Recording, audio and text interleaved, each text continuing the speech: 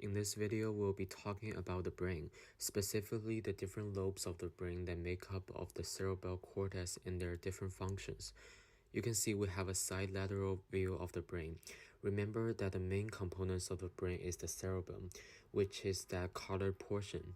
This makes up for the majority of the brain, and there are other components including the cerebellum and brainstem. We're gonna focus on the cerebellum today. The cerebellum is the largest part of the brain and is divided into the right and left hemispheres. The deep groove that divides the two hemispheres is known as the longitudinal fissure. The two hemispheres are connected by what's called the corpus callosum, and this is how the two hemispheres can interact and communicate with each other. We'll see some of the pictures of the corpus callosum later in the video. The cerebellum has many different functions, and we're going to be talking about these functions as we go through each lobe. But overall, the cerebellum will be involved in executive functioning such as problem solving and judgment. It's also going to have motor and sensory components. Again, we're going go into more detail about these functions as we go through each lobe.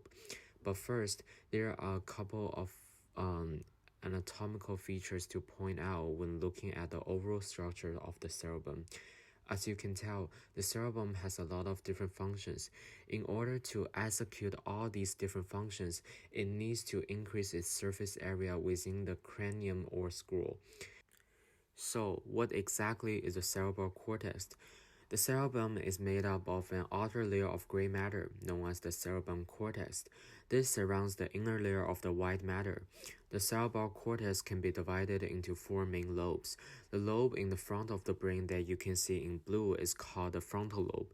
The lobe in yellow is called the parietal lobe. The lobe in the back of the brain is known as the occipital lobe, and the one in green is known as the temporal lobe.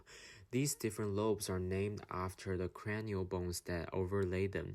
Each lobe has one or two primary functions. Within each lobe, there are specific cortical areas that help to execute these functions. We are now going to work through the anatomy and functions of each lobe, starting with the frontal lobe. As the name suggests, the frontal lobe is located in the front of the brain. The frontal lobe is the largest lobe in the cerebral cortex. There are a couple of boundaries that separate the frontal lobe from the parietal lobe in yellow and the temporal lobe in green. The first one is the central sulcus. This is the sulcus or groove that will separate the frontal lobe from the parietal lobe. The second one is the lateral sulcus, also known as the Sylvian fissure. This will separate the frontal lobe from the temporal lobe. The frontal lobe has many functions. The easiest way to remember the overall function of the frontal lobe is to think the word action. This will include both mental and physical actions. What exactly does this mean? This is primarily mediated by the neurotransmitter dopamine. These executive functions will include things like planning, problem solving, motivation, judgment, decision making, impulse control, social behavior, personality, memory, learning, reward, and attention. As you can see, the frontal lobe plays a major role in determining our personality, behavior, and decisions. And we're going to talk about those specific cortical areas within the frontal lobe that help with us. But first, we got to talk about the physical actions. The physical actions of the frontal lobe involves motor control. These include the planning control and execution of voluntary muscle movements of skeletal muscle that helps us move the eyes, muscle that helps us produce speech and control speech, and muscles of the face.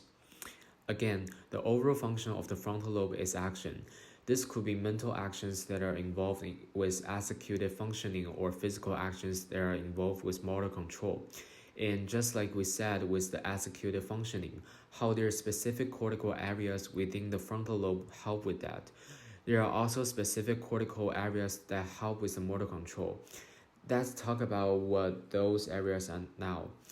As we said before, the central sulcus divides the frontal lobe and the parietal lobe. Well, just anterior to the central sulcus is a specific gyrus, the precentral gyrus. This is the anatomical name. The functional name is the primary motor cortex, and the job of the primary motor cortex is to initiate and execute voluntary muscle movements. The brain will send information from the primary motor cortex of the frontal lobe through the spinal cord out to the skeletal muscles to tell them to move. The body can be mapped out on the primary motor cortex.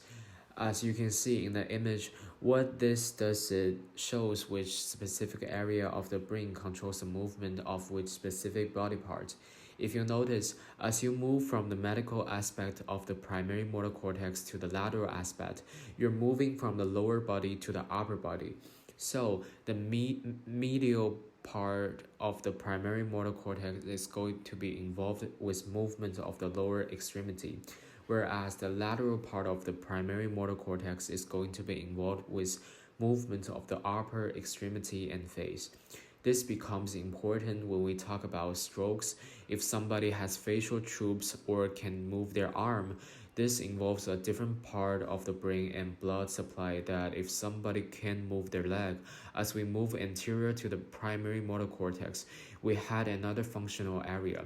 This is known as the motor association cortex, and it's made up of two areas, the premotor cortex and the supplementary motor cortex. Now, let's talk about the prefrontal cortex. The prefrontal cortex is the functional area that sits at the front of the frontal lobe. It's involved in all of those executive functions that we talked about earlier, as well as behavior, personality, memory, and learning. The final location to talk about is the Broca's area. Broca's area are usually located in the dominant hemisphere, so in most people it's going to be in the left hemisphere because they're right-handed. And what Broca's area does is that it stimulates the muscle and help us produce speech, so that covers the main functional area of the frontal lobe.